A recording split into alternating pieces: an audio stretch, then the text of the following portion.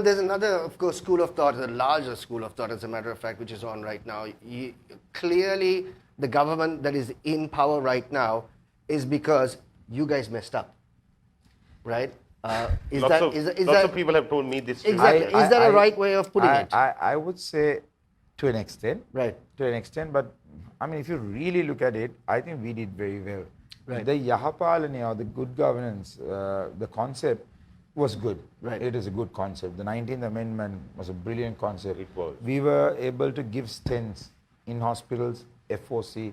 We gave all the, what do you call, Kachavata, Right. that we got it free for people. The ambulance service in the country, The suicide. the 1990. Yeah. Those are good things, but unfortunately there was a political divide with the two party leaders, because in the end, the hierarchy of that government has to toe the line together. Right. So Ranil Wickremesinghe and Maithripala Sirisena after a while had two different ideas, and I think Ranil is to be blamed there, because I'm being again honest, there was a bit of a gap on social gap between. Is it a communication issue? Yeah, probably, because when we sit in the cabinet, Prime Minister will speak to the finance minister in English, and sometimes that might offend the president, because he might not understand quickly. I mean, these are very tiny, minute issues which actually split the whole combination. It's a good combination, because Maithripala Sirisena was from a Gama, who was a farmer's son, who came up in the ladder to becoming a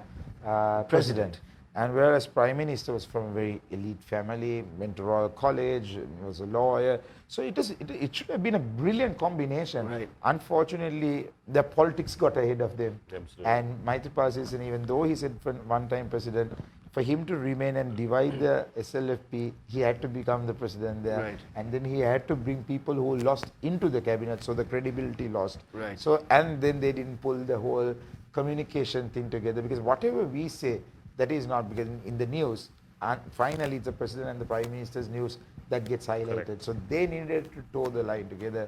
And Somehow they managed to bring the worst out in each other, And that was unfortunate. But still, that's one of the reasons that I am the one who took Sajid as the first, wanting him to be the candidate.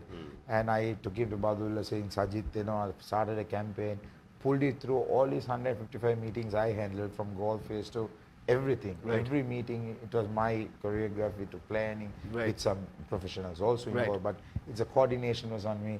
So I learned a lot at that moment, but Sajid lost by 10%, so 42-52. If not for the Easter tax, I don't think Sajid would have lost.